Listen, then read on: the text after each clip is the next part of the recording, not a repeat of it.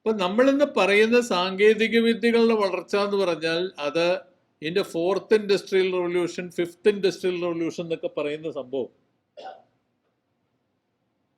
ആ റവല്യൂഷന്റെ അടിത്തറ എന്ന് പറഞ്ഞാൽ ഇത്തരത്തിൽ ഉണ്ടായി വരുന്ന ഒരു ക്യാപിറ്റലൈസേഷൻ ഓഫ് ദ എൻറ്റയർ ഗ്ലോബാണ്. അതാണ് സംഭവിച്ചുകൊണ്ടിരിക്കുന്നത്. പക്ഷേ അവിടെയാണ് ഇനി അടുത്ത മൂന്നാമത്തെ കാര്യത്തിലേക്ക് കിടക്കുന്നത്. മുമ്പ് പറഞ്ഞ പോലെ ഇതത്ര എളുപ്പമല്ല. എളുപ്പമല്ലാത്തതിന്റെ കാരണം ഒന്ന്, റിസോഴ്സസിന് മേലുള്ള നിയന്ത്രണം എന്ന് പറഞ്ഞു കഴിഞ്ഞാൽ ഒന്ന് നിരവധി രാഷ്ട്രങ്ങളുടെ നിയന്ത്രണമുണ്ട്. ഇപ്പോൾ നമുക്കൊക്കെ അറിയാവുന്ന കാര്യമാണ്, ഓയിൽ റിസോഴ്സസിന്റെ നിയന്ത്രണം എന്ന് പറഞ്ഞു കഴിഞ്ഞാൽ അത് സൗദി അറേബ്യ, ഇറാൻ, ഇറാഖ് ഇല്ലേ. അതുമാത്രമല്ല അർമീനിയ, അസർബൈജാൻ തുടങ്ങിയിട്ടുള്ള രാജ്യങ്ങൾക്കടക്കം കാസ്പിയൻ ഓയിൽ അവർക്ക് നിയന്ത്രണമുണ്ട്. ലിബിയ, വെനിസ്വേല, ഇതൊക്കെ ഓയിൽ റിസർവ്സിന്റെ സ്ഥലങ്ങളാണ്. അപ്പം അങ്ങനെയുള്ള സ്ഥലങ്ങൾ എന്ന് പറയുമ്പോൾ അവിടെ നാഷണൽ ആയിട്ടുള്ള തലങ്ങളിൽ ഇത് ഈ റിസോഴ്സിന്റെ മേലുള്ള നിയന്ത്രണം നടക്കുന്നുണ്ട്. അപ്പോൾ അതിനെ പൊളിച്ചുകൊണ്ട് മാത്രമേ നിങ്ങൾക്ക് ഇത്തരത്തിൽ ഫ്രീ ആയിട്ടുള്ള മാർക്കറ്റ് സൃഷ്ടിക്കാൻ കഴിയൂ. ഇപ്പൊ സോഷ്യലിസം തകരുന്നതുകൊണ്ട് മാത്രം ഈ ഫ്രീ മാർക്കറ്റ് സൃഷ്ടിക്കപ്പെടില്ല എന്നർത്ഥം. നിങ്ങൾക്ക് ഇന്ത്യയെ പോലുള്ള രാജ്യത്തിന്, ഇന്ത്യ പിന്നെ ഇന്ത്യ വേറെ ഒരു കേസാണ്, പിന്നെ അവസാനം പറയാം. ഇന്ത്യ വിചിത്രമായിട്ടുള്ളൊരു കേസാണ് അത്. ഈ മറ്റുള്ള രാജ്യങ്ങളെ സംബന്ധിച്ചുള്ള അവരുടെ റിസോഴ്സസ് ആയിട്ട് അവർ കാണുന്നു.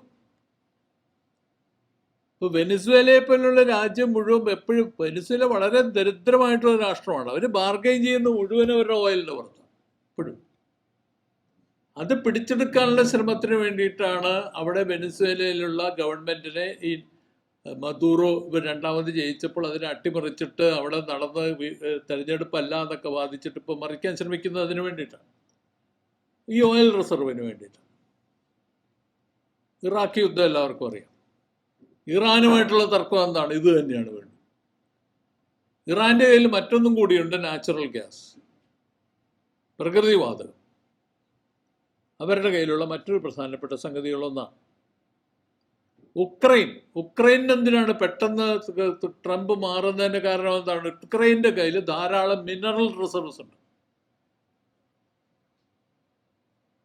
ഈ ധാതു പദാർത്ഥങ്ങൾ, ഉക്രൈനിൽ കിട്ടുന്ന മിനറൽ റിസർവ്സ്, അത് അമേരിക്കയ്ക്ക് വേണം. യുദ്ധം വഴി അത് നശിക്കുന്നവർക്ക് ഇഷ്ടമല്ല. യുദ്ധം വഴി നശിച്ചു കഴിഞ്ഞാൽ അതോടുകൂടി അമേരിക്ക ഇത് കൺട്രോൾ ചെയ്യാൻ പറ്റില്ല. അപ്പൊ ദേ വാണ്ട് സം, ഇത് എങ്ങനെയെങ്കിലും സോൾവ് ചെയ്യാനുള്ള ശ്രമമാണ് ഈ മിനറൽ റിസർവിന് വേണ്ടി നടത്തിക്കൊണ്ടിരിക്കുന്നത് ഇത്. അപ്പൊ ഇങ്ങനെ, അതായത് ലോകമാസകലമുള്ള ധാതുപദാർത്ഥങ്ങൾ, റിസോഴ്സസ് എന്ന് പറയുന്നവ, അതിന്റെ പുറത്തുള്ള നിയന്ത്രണം എന്ന് പറയുന്നത് കച്ചവടം മാത്രമല്ല, പക്ഷേ ഈ റിസോഴ്സസ് ഉണ്ടെങ്കിൽ മാത്രമേ മാനുഫാക്ചറിങ് സാധിക്കുള്ളൂ. അങ്ങനെ സാധിക്കണമെന്നുള്ള, അപ്പോൾ മാത്രമാണ് നിങ്ങൾക്ക് ഫ്രീ ആയിട്ടുള്ള മാർക്കറ്റ് അപ്പോൾ മാത്രം ഉറപ്പുവരുത്താൻ കഴിയുള്ളൂ. അതിന് ഈ രാഷ്ട്രങ്ങൾ പ്രശ്നം ഉണ്ടാക്കുന്നുണ്ട്. രാഷ്ട്രങ്ങൾ പ്രശ്നം ഉണ്ടാക്കുമ്പോൾ രാഷ്ട്രങ്ങളെ പിന്നെ എന്ത് ചെയ്യണം? പൊളിക്കണം. അവിടെയാണ് നമ്മൾ അടുത്ത ഏറ്റവും പ്രധാനപ്പെട്ട ഘട്ടത്തിലേക്ക് എത്തുന്നത്. അപ്പൊ രണ്ട് രീതിയിലാണ് രാഷ്ട്രങ്ങളെ പൊളിക്കുക. അതിന്റെ വേറൊരു വശം കൂടിയുണ്ട്, ലേബർ ഉണ്ട്. Welcome to that. ഈ ഒരു സംഗതി എന്ന് പറഞ്ഞു കഴിഞ്ഞാൽ, ഈ രാഷ്ട്രങ്ങളെ പൊളിക്കണമെങ്കിൽ രാഷ്ട്രങ്ങൾ ഏതെങ്കിലും രൂപത്തിൽ റിസോഴ്സസിന്റെ പുറത്ത് നിയന്ത്രണം ചെലുത്തുമ്പോൾ ആ നിയന്ത്രണം എടുത്തു കളയണം. എന്ന് വെച്ചാൽ അത് മുഴുവനും എങ്ങനെ ഏതെങ്കിലും രൂപത്തിൽ നിന്ന് മാറ്റിയെടുക്കണം. അതൊന്ന്. രണ്ടാമത്തത്, ചൈനയെ പോലുള്ള രാജ്യങ്ങൾ സൃഷ്ടിക്കുന്ന ലേബറിന്റെ പുറത്തുള്ള നിയന്ത്രണമാണ്. ആ ലേബറിന്റെ പുറത്തുള്ള നിയന്ത്രണം എങ്ങനെയെങ്കിലും എടുത്തു കളയണം. ഇത് രണ്ടും ഉറപ്പുവരുത്താൻ കഴിഞ്ഞാൽ മാത്രമേ നിങ്ങൾക്ക് ഫ്രീ മാർക്കറ്റ് ഉറപ്പുവരുത്താൻ കഴിയുള്ളൂ. അതിൻ്റെ അർത്ഥം ഈ സ്റ്റേറ്റുകൾ സ്വാഭാവികമായിട്ടും ആന്റി ഇമ്പീരിയലിസ്റ്റ് ആണ് എന്ന് പ്രഖ്യാപിക്കും. ഇവിടെയാണ് നമ്മൾ പ്രധാനപ്പെട്ട ചില കാര്യങ്ങൾ കാണുന്നുണ്ട്. Clash of civilisations. സാമുവൽ ഹണ്ടിങ്ടന്റെ ആദ്യം വരുന്നത്. സാമുവൽ ഹണ്ടിങ്ടന്റെ ഒന്നാം തരം വലതുപക്ഷ ചിന്തകനാണ്. ഓപ്പൺ ആയിട്ടുള്ള വലതുപക്ഷ ചിന്തകനാണ് സാമുവൽ ഹണ്ടിങ്ടൺ. ഹണ്ടിങ്ടന്റെ പ്രശ്നം എന്ന് പറയുന്നത് ഇസ്ലാമിക സിവിലൈസേഷൻ ഇസ്ലാം ആയതുകൊണ്ടൊന്നുമല്ല. പക്ഷേ അമേരിക്കയ്ക്ക് ആവശ്യമായിട്ടുള്ള വിഭവങ്ങൾ വലുത് ഇവരുടെ കയ്യിലുള്ളത്. അത് പാടില്ല. അതുകൊണ്ട് ഇവരുമായിട്ടുള്ള യുദ്ധം അനിവാര്യമാണ്. അപ്പോൾ അതിനൊരു ഉപാധി എന്താണ്? ഇസ്ലാം എന്ന് പറയുന്നു. ഇസ്ലാമിൻ്റെ പ്രശ്നം ഉന്നയിക്കുന്നു. ഇസ്ലാം ക്രിസ്തു മതത്തിനെതിരാണെന്ന് പറയുന്നു. എന്നിട്ട് ഫൈറ്റ് ഉണ്ടാക്കുന്നു. ഇത് ഒരു ഉദാഹരണമാണ്. അത് ആദ്യഘട്ടത്തിൽ. പിന്നീട് വന്നുമ്പോൾ സ്ഥിരമായിട്ട് ഇത്തരത്തിലുള്ള ഉദാഹരണങ്ങൾ വീണ്ടും വീണ്ടും നമുക്ക് കാണാമെങ്കിൽ വിശദാംശങ്ങളിലേക്ക് ഞാൻ പോകുന്നില്ല. ഇഷ്ടം പോലെ നമുക്ക് അറിയാവുന്ന കാര്യങ്ങളാണ്. പക്ഷെ അങ്ങനെ സംഭവിക്കുമ്പോൾ ഈ റിസോഴ്സസിൻ്റെ മേലും അതുപോലെ തന്നെ ലേബറിൻ്റെ മേലുള്ള നിയന്ത്രണം എന്ന് പറയുന്നത് ആവശ്യമായി തീരുമ്പോൾ, ഒന്ന്, റിസോഴ്സസ് നല്ലൊരു ഭാഗവും ദരിദ്ര രാഷ്ട്രങ്ങളുടെ കയ്യിലായതുകൊണ്ട്, ചൈന മാത്രമാണ് ഒരു പക്ഷേ ഒരു എക്സെപ്ഷൻ വേണമെങ്കിൽ പറയാം, ഒരു ചെറിയൊരളവ് വരെ ജപ്പാൻ, ബാക്കിയുള്ളതൊക്കെ തന്നെ ഈ പറയുന്ന ദരിദ്ര രാഷ്ട്രങ്ങളുടെ കയ്യിലായതുകൊണ്ട് ദരിദ്ര രാഷ്ട്രങ്ങളെ അവരെ ശരിപ്പെടുത്തുക. ഇപ്പോൾ വെറുതെ ശരിപ്പെടുത്താൻ കഴിയില്ല. അവിടെയാണ് നമ്മൾ ഈ കാണുന്ന പിന്നീട് ഇപ്പോൾ ഇസ്ലാമോഫോബിയ എന്നൊക്കെ വിളിക്കുന്ന സംഗതിയുടെ റൂട്ട് കാണേണ്ടവിടെയാണ്. ഞാനിവിടെ ഈ ഇസ്ലാമിക് സംഘടനകൾ എങ്ങനെ അതിനോട് പ്രതികരിക്കുന്നുള്ളതല്ല എൻ്റെ പ്രശ്നം. അത് വേറൊരു ഇഷ്യൂ ആണ്. വേണമെങ്കിൽ ആ ചർച്ചയ്ക്ക് വേണമെങ്കിൽ വരാം. അപ്പോൾ അങ്ങനെ വരുമ്പോൾ ഇതൊരു സീരിയസ് ആയിട്ടുള്ള പ്രശ്നമായിട്ട് മാറുന്നു. ഇപ്പോൾ റിസോഴ്സസിന് വേണ്ടിയുള്ള ശ്രമം എന്ന് പറഞ്ഞു കഴിഞ്ഞാൽ അത് ഏതെങ്കിലും രൂപത്തിൽ ഈ തരത്തിലുള്ള രാഷ്ട്രങ്ങളെ ഡീസ്റ്റെബിലൈസ് ചെയ്യാൻ വേണ്ടിയിട്ട് നിങ്ങൾ എന്ത് ചെയ്യുന്നു? നിങ്ങൾ അവിടുത്തെ ജനസംഖ്യയുടെ അവിടുത്തെ വിഭവങ്ങളുടെയൊക്കെ കാർഡിലിറക്കി അതിനെ നിങ്ങൾ ഡീസ്റ്റെബിലൈസ് ചെയ്യാനായിട്ട് ശ്രമിക്കുന്നു. ഇത് ആഫ്രിക്കയിൽ കുറെ കാലം നടന്നതാണ്. ആഫ്രിക്കയിലുള്ള പല രാജ്യങ്ങളും 1970, 60, 70 നിരവധി രാഷ്ട്രങ്ങൾ ഇതിൻ്റെ ഇരകളായി മാറിയവരാണ്. പിന്നീട് 70, 80 എത്തുന്നതോടുകൂടി നമ്മളിത് മറ്റേ പശ്ചിമേഷ്യയിലേക്ക് ഇത് മാറും. ഇത്തരത്തിലുള്ള മാറ്റം എന്ന് പറയുന്നത് നമ്മൾ രാഷ്ട്രീയമായിട്ടുള്ള ആധിപത്യത്തിൻ്റെ രൂപമായിട്ട് നമ്മൾ കാണണം. ആ രാഷ്ട്രീയമായിട്ടുള്ള ആധിപത്യം എന്ന് പറയുന്നത് അത് സംഭവിച്ചുകൊണ്ടിരിക്കുന്നത് എന്താണെന്ന് കൂടി നമ്മൾ തിരിച്ചറിയണം. അവിടെയാണ് മറ്റു ചില കാര്യങ്ങൾ കൂടി നമ്മൾ പറയേണ്ടത്. അതാണ് നാലാമത്തെ പ്രധാനപ്പെട്ട കാര്യമായിട്ട് പറയുന്നത്.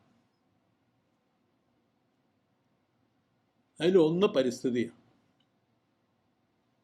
മറ്റൊന്ന് അധ്വാനമാണ്. രണ്ടും ഈക്വലി ഇമ്പോർട്ടൻ്റ്. പരിസ്ഥിതി പല രീതിയിൽ പരിസ്ഥിതിയെക്കുറിച്ചുള്ള ചർച്ചകൾ നടന്നിട്ടുണ്ട്. അതിലേക്കൊന്നും ഞാൻ അവിടെ പോകുന്നില്ല. പരിഷത്ത് ധാരാളമായിട്ട് അതിനെക്കുറിച്ച് ചർച്ചകൾ നടത്തിയിട്ടുള്ള സംഘടന ആയതുകൊണ്ട് ഞാനൊരു പരിസ്ഥിതി വീണ്ടും പറയേണ്ട കാര്യമൊന്നുമില്ല. പക്ഷേ നമ്മളെ സംബന്ധിച്ചിടത്തോളം ഇവിടെ പ്രധാനം, ഏറ്റവും ക്രൂഷ്യലായിട്ടുള്ള ഇഷ്യൂ ആയിട്ട് മാറുന്ന കാലാവസ്ഥാ വ്യതിയാനം തന്നെയാണ്. മറ്റു പലതും ഉണ്ട് തീർച്ചയായിട്ടും. നഗരവൽക്കരണമുണ്ട്, വനനശീകരണമുണ്ട്, അതുപോലെ തന്നെ മറ്റേ സസ്യസമ്പത്തിൻ്റെയും ജീവജാലങ്ങളുടെയൊക്കെ നാശമുണ്ട്. ഇതൊക്കെ തന്നെ തീർച്ചയായിട്ടും ഉണ്ട്. പക്ഷെ അതിനോടൊപ്പം തന്നെ ഇത് വളരെ പ്രധാനപ്പെട്ട ഇഷ്യൂ ആയിട്ട് മാറിയിരിക്കുക. അതാദ്യം ഇതിനെക്കുറിച്ചുള്ള ഒരു പോൾ കട്സൺ എന്ന് പറയുന്ന നോബൽ പ്രൈസ് വിന്നിംഗ് ആയിട്ടുള്ള സയൻറ്റിസ്റ്റ് ആദ്യം ഈ ക്ലൈമറ്റ് ചേഞ്ചിനെ കുറിച്ചുള്ള വാദം ഉന്നയിക്കുമ്പോഴും തോമസ് ആർ ഹാൻസൺ പിന്നീട് അത് വിശദീകരിക്കുമ്പോഴും ഒക്കെ തന്നെ പോയിന്റ് ഔട്ട് ചെയ്തൊരു കാര്യം എന്ന് പറഞ്ഞാൽ 1700-ന് ശേഷം മുതലാളിത്തത്തിൻ്റെ വളർച്ചയോടുകൂടിയാണ് ഈ ക്ലൈമാറ്റിക് ചേഞ്ച് ഉണ്ടായതെന്നുള്ള കാര്യത്തിൽ ഇന്ന് തർക്കമില്ല. അതിനെക്കുറിച്ച് ആദ്യം കുറേ പേര് തർക്കിക്കുകയും ചെയ്തിരുന്നു. എന്ന് അതിനെപ്പറ്റി തർക്കം ഇപ്പം നിലവിലില്ല. അറ്റ്ലീസ്റ്റ് സയൻറ്റിസ്റ്റുകളുടെ ഇടയിൽ തർക്കമൊന്നുമില്ല. അതിനെപ്പറ്റി തർക്കിക്കുന്ന കുറച്ച് പേരുണ്ട്, പക്ഷെ അത് വേറെ കാരണങ്ങൾ കൊണ്ടാണ്. പക്ഷേ ഈ ക്ലൈമാറ്റിക് ചേഞ്ചിൻ്റെ പ്രശ്നം മറ്റൊരു രീതിയിലാണ് നമ്മൾ കാണുന്നത്. ഒന്ന്, അതിൽ ഏറ്റവും പ്രധാനപ്പെട്ട സംഗതി 1700-ന് ശേഷം നടന്നിട്ടുള്ള വനനശീകരണം, അതുപോലെ തന്നെ വിഭവശേഷിയിൽ വന്ന മാറ്റങ്ങൾ, അതുപോലെ തന്നെ കാർബോഫ്യൂവൽ എമിഷൻസ്, ഇതെല്ലാം കൂടി ചേർന്നിട്ട് ഇന്നൊരു ഹരിതഗൃഹ പ്രഭാവം ഉണ്ടാക്കിയിട്ടുണ്ടെന്ന് വാദിക്കുമ്പോൾ അതിൻ്റെ ഉത്തരവാദിത്വം എന്ന് പറയുന്നത് കഴിഞ്ഞ 300 വർഷത്തിൻ്റെ ഇടയിൽ ഇത് മുഴുവൻ സാധ്യമാക്കി തീർത്ത, ഇത് മുഴുവൻ ഉണ്ടാക്കി വെച്ചിട്ടുള്ള മുതലാളിത്വത്തിന്, സാമ്രാജ്യത്വത്തിന്. പക്ഷെ നമ്മൾ കഴിഞ്ഞ ഒരു 10-20 വർഷം നടന്ന ചർച്ചകളൊക്കെ നോക്കിക്കഴിഞ്ഞാൽ, വിശദാംശങ്ങളിലേക്ക് അവിടെ പോകുന്നില്ല, ഇതിൽ നിന്ന് ഒഴിഞ്ഞു മാറാനുള്ള ശ്രമമാണ് ഇതൊരു തുടർച്ചയായിട്ട് നടത്തിക്കൊണ്ടിരിക്കുന്നത്. അതിന് കാർബൺ ക്രെഡിറ്റ് എന്ന് പറയുന്നു, അതുപോലെ ടെക്നോളജി ട്രാൻസ്ഫറിൻ്റെ പേര് പറയുന്നു. നിങ്ങൾക്ക് കാർബോഫ്യൂൽ എമിഷൻ കുറയ്ക്കാൻ വേണ്ടിയിട്ട് ഞങ്ങൾ ക്രെഡിറ്റ് തരാമെന്ന് പറയുന്നു, പൈസ തരാമെന്ന് പറയുന്നു. ടെക്നോളജി അതിന് പറ്റുന്ന രീതി ഹരിത സാങ്കേതിക വിദ്യകൾ, ഗ്രീൻ ടെക്നോളജീസ് നമ്മൾ തരാമെന്ന് പറയുന്നു. ഇങ്ങനെയുള്ള കാര്യങ്ങൾ പറഞ്ഞുകൊണ്ട്, എന്ന് മാത്രമല്ല ഏറ്റവും അവസാനം ഇപ്പം നടന്നുകൊണ്ടിരിക്കുന്നത്, അതുകൂടി നമ്മൾ കാണണം. കാരണം നമ്മൾ പരിഷത്തും ഇവിടെയുള്ളവരൊക്കെ തന്നെ കുറച്ചൊക്കെ അതിൽ ഇൻവോൾവ് ആണെന്നുള്ളതുകൊണ്ടാണ് ഈ അവസാനത്തെ കാര്യം പറയുന്നത്. അത് ഇന്നത്തെ പരിസ്ഥിതി മാറ്റം ഉണ്ടാക്കിക്കൊണ്ടുവരണമെങ്കിൽ അതിനുള്ള ഒരു എന്താ പറയണ്ടത്, ഒരു തരം സോഫ്റ്റ് ഓപ്ഷൻസ് എന്ന് പറഞ്ഞാൽ, നിങ്ങൾക്കൊരു യഥാർത്ഥത്തിൽ ഈ മാറ്റത്തിൻ്റെ കാരണക്കാർ സാമ്രാജ്യത്വമാണെന്നും മുതലാളിത്ത ലോകമാണെന്നും അതിനെതിരായിട്ട് ഫൈറ്റ് ചെയ്യേണ്ടതാണെന്ന് ഇത് വേണ്ടതെന്ന് പറയുന്നതിന് പകരം നമ്മളിപ്പോൾ സോഫ്റ്റ് ഓപ്ഷൻസിലേക്ക് നീങ്ങും. പ്ലാസ്റ്റിക് ഞാനത് കുറ്റമാണെന്ന് മറ്റും പറയുന്നില്ല, പക്ഷെ നമ്മൾ അത് അറിയണമെന്ന് മാത്രമേ പറയുന്നു. പ്ലാസ്റ്റിക് റീസൈക്കിൾ ചെയ്യുക, പ്ലാസ്റ്റിക് വേണ്ടെന്നല്ല പറയുന്നത്, പ്ലാസ്റ്റിക് റീസൈക്കിൾ ചെയ്യണം എന്ന് പറയുന്നത്. പ്ലാസ്റ്റിക് ഉത്പാദനം മറുവശത്തോടെ നടക്കുന്നുണ്ട്, ധാരാളമായിട്ട് നടക്കുന്നതൊന്നും പ്രശ്നമൊന്നുമില്ല. കാർബോഫ്യൂവലിന് പകരം ഇലക്ട്രിസിറ്റി ഉപയോഗിക്കുക. കേരളത്തിൽ ഏറ്റവും കൂടുതൽ മാർക്കറ്റ് ചെയ്യപ്പെടുന്നൊരു സംഗതിയാണ് ഇലക്ട്രിസിറ്റി ഉപയോഗിക്കുക. Waste management. അപ്പോൾ ഞാൻ പറയുന്നത് വേസ്റ്റ് മാനേജ്മെൻറ്റ് വേണ്ടാന്നൊന്നും അല്ല പറഞ്ഞു വരുന്നത്, തിരിതിരിക്കരുത്. ഞാൻ പറഞ്ഞു വരുന്നത് ഇത്രേ ഉള്ളൂ. ഇതിൻ്റെ അടിത്തറ എവിടെയാണ് കിടക്കുന്നത്? വേസ്റ്റ് മാനേജ്മെൻറ്റ് എന്ന് പറയുന്നത് അർബനൈസേഷൻ്റെ പ്രോഡക്റ്റാണ്. അർബൻ സെറ്റിൽമെൻറ്റ്സ് ആരുണ്ടാക്കി, എന്തിനു വേണ്ടി ഉണ്ടാക്കി? അന്വേഷിക്കണ്ടേ? അതന്വേഷിച്ച് പറയണ്ടേ? അതുപോലെ തന്നെ നമ്മൾ കാർബോഫ്യൂൽ എമിഷനിൽ നിന്ന് ഇലക്ട്രിസിറ്റിയിലേക്ക് മാറി. ഇലക്ട്രിസിറ്റി ആര് സപ്ലൈ ചെയ്യും? How much of electricity can you use? ഇലക്ട്രിസിറ്റിയുടെ ഉൽപ്പാദനം എവിടെ നിന്നാണ്? അവസാനം നമ്മളെവിടെ എത്തും? വീണ്ടും അറ്റോമിക് പവറിൻ്റെങ്കിലേക്ക് മറ്റും എത്തും. അപ്പം അങ്ങനെ പറയുമ്പോൾ അത് ചർച്ച ചെയ്യണ്ടേ? അപ്പോൾ ഇത്തരത്തിൽ വരുമ്പോൾ നമ്മളുടെ സൊല്യൂഷൻ എന്ന് പറഞ്ഞു കഴിഞ്ഞാൽ, എന്തുകൊണ്ട് ഈ ക്യാപിറ്റലിസം ആണ് ഉത്തരവാദി എന്ന് പറയുന്നതിന് പകരം, ഇതൊക്കെ പലപ്പോഴും ഇവരുടെ സയൻറ്റിസ്റ്റുകളുടെ ഭാഗത്തുനിന്ന് ഉണ്ടായി വരുന്ന ചില നിർദ്ദേശങ്ങളാണ്. നിർദ്ദേശങ്ങൾ വേണ്ടാന്ന് പറ്റും പറയാൻ ഞാൻ തയ്യാറല്ല. പക്ഷെ അതേസമയം തന്നെ ഇതിൻ്റെ അകത്ത് കിടക്കുന്ന ഒരു സോഫ്റ്റ് ഓപ്ഷൻസിൻ്റെ ഒരു പ്രശ്നം. നമ്മൾ ആക്ച്വൽ ഇഷ്യൂ എന്താണെന്ന് കൺഫ്രണ്ട് ചെയ്യാതെ, അതിനെ നേരിടാതെ നമ്മൾ വേറെ ചില കാര്യങ്ങൾ പറഞ്ഞുകൊണ്ടിരിക്കുക. ബൈ വിച്ച് ആക്ച്വൽ ഇഷ്യൂ എന്ന് പറയുന്നത് പതുക്കെ സൈഡ് ലൈൻ ചെയ്യപ്പെടുന്ന ഒരു അവസ്ഥയുണ്ട്. ഇത് തന്നെയാണ് ലേബറിൻ്റെ കാര്യത്തിൽ സംഭവിച്ചുകൊണ്ടിരിക്കുന്നത്. ഇന്നിപ്പോൾ സംഭവിച്ചുകൊണ്ടിരിക്കുന്നത് എന്താ? ഒരു ഇൻട്രസ്റ്റിംഗ് ആയിട്ടുള്ള മാറ്റം ഇപ്പോൾ സംഭവിച്ചുകൊണ്ടിരിക്കുകയാണ്. ഇന്ന് ഞാൻ വളരെ വിചിത്രമായിട്ടുള്ള കാര്യം പറയുകയാണ്. ഇപ്പോൾ ഞാനൊരു ചരിത്ര വിദ്യാർത്ഥിയാണ്. ഞങ്ങളൊക്കെ ഈ ചരിത്ര ഗവേഷണം നടത്താൻ തുടങ്ങിയപ്പോൾ വലിയൊരു ശതമാനം കുട്ടികൾ തൊഴിലാളി വർഗ ചരിത്രങ്ങളൊക്കെയാണ് പഠിച്ചിരുന്നത്. ഒരു മനുഷ്യനത് പഠിക്കുന്നില്ല. എന്താ അതിൻ്റെ കാരണം എന്നറിയാമോ? തൊഴിലാളി വർഗം ഇല്ല, അങ്ങനെ ഒരു സാധനം ഇല്ല. നമ്മൾ ഈ പറയുന്ന ബംഗാളിയും ബീഹാറിയും വെച്ച് പണിയെടുപ്പിക്കുന്ന ആളാണിത് പറയുന്നത്. അതുകൊണ്ടേ അങ്ങനെയുള്ള ആൾക്കാരാണിത് പറയുന്നത്. അങ്ങനെ ഒരു സാധനം ഇല്ല. ഇവിടെ വസ്തുതാപരമായി ശരിയാണോ? അല്ല. ലോകമാസകലമുള്ള മാനുഫാക്ചറിങ് സെക്ടറുകൾ ഇപ്പോഴും തൊഴിലാളികൾ തന്നെയാണ് പണിയെടുക്കുന്നത്. സാധാരണ തൊഴിലാളികൾ, ടെക്നിക്കലായിട്ടുള്ള കുറച്ചുകൂടി സ്കിൽഡ് ആയിരിക്കും, പക്ഷേ സാധാരണ തൊഴിലാളികൾ തന്നെയാണ് പണിയെടുക്കുന്നത്. എൻറ്റയർ നമ്മളുടെ ഇവിടുത്തെ മറ്റേ ചിപ്പ് പ്രൊഡക്ഷൻ മുഴുവൻ തൊഴിലാളികളുടെ കയ്യിലാണ്. ടെക്സ്റ്റൈൽസ് മുഴുവൻ തൊഴിലാളികളാണ്. നമ്മളുടെ മെഷീൻ ടൂൾസ് മുഴുവൻ തൊഴിലാളികളാണ്. കെമിക്കൽസ് മുഴുവൻ തൊഴിലാളികളാണ്. അഗ്രികൾച്ചർ പ്രൊഡക്ഷൻ തൊഴിലാളികളാണ്. ഇതൊക്കെ തൊഴിലാളികളായിരിക്കെ നമ്മളിവിടെ ഇരുന്ന് പറയുന്നു തൊഴിലാളികൾ എന്ന് പറയുന്ന സാധനമില്ല. നമ്മൾ കാണുന്നില്ല. പ്രശ്നം എവിടെയാണ്? നമ്മളൊക്കെ മിഡിൽ ക്ലാസ്സാണ്. അപ്പം ഇതൊക്കെ തൊഴിലാളികളാണ്. അപ്പം ഞാൻ പറഞ്ഞു വരുന്നത് എന്താ വെച്ച് കഴിഞ്ഞാൽ, അപ്പം ഈ തൊഴിലാളികളില്ല എന്ന് പറയുന്നതിൻ്റെ ഒരു ലോജിക്ക് എങ്ങനെയാണ് വരുന്നത്? നമ്മൾ തൊഴിലാളികളല്ല, അതുകൊണ്ട് ബാക്കി ആരും തൊഴിലാളികളല്ല. ഇത് അസംബന്ധമാണ്. ഇത് ഏറ്റവും പ്രധാനപ്പെട്ട പ്രശ്നം വരുന്നത് നമുക്കിപ്പോൾ മൈഗ്രൻ്റ് ലേബർ എന്ന് പറയുന്ന സംഗതി എല്ലാ രാഷ്ട്രങ്ങളിലേക്കും പോകുമ്പോൾ, ഉദാഹരണത്തിന് ഏറ്റവും വലിയ മൈഗ്രേഷൻ നടന്നുകൊണ്ടിരിക്കുന്ന ഒരു പ്രദേശം സിറിയയും തുർക്കിയും. സിറിയയും തുർക്കിയും IS-ന്റെ ഭാഗമായിട്ട് അവിടെ ഒരു വലിയൊരു കോൺഫ്ലിക്റ്റ് നടന്നുകൊണ്ടിരിക്കുന്ന സ്ഥലമാണ്. അവിടെ നിന്നാണ് ഏറ്റവും കൂടുതൽ ലേബറേഴ്സ് ഇവിടെ എത്തുന്നത്, ചൈനയിൽ യൂറോപ്പിലെത്തുന്നു. അപ്പോൾ ഇറ്റലിയിലേക്ക് കടന്നു വരുന്നത് ആഫ്രിക്കൻ ലേബറേഴ്സ് ഇഷ്ടം പോലെയാണ് ഇറ്റലിയിലും മറ്റും എത്തുന്നത്. അതുകൂടാതെ ഹിസ്പാനോ ലേബറേഴ്സ്, അവരെക്കുറിച്ചാണ് ട്രംപ് പറയുന്നത്. ഹിസ്പാനോ ലേബറേഴ്സ്, അത് ലാറ്റിൻ അമേരിക്കൻ ലേബറേഴ്സ് കൂട്ടത്തോടെ ടെക്സാസിലേക്കും മറ്റും വരുന്നു. അവരാണ് തൊഴിൽ മുഴുവൻ ചെയ്യുന്നത്. അപ്പം നമ്മുടെ ഇവിടെ ലേബറേഴ്സ് ഉണ്ട്.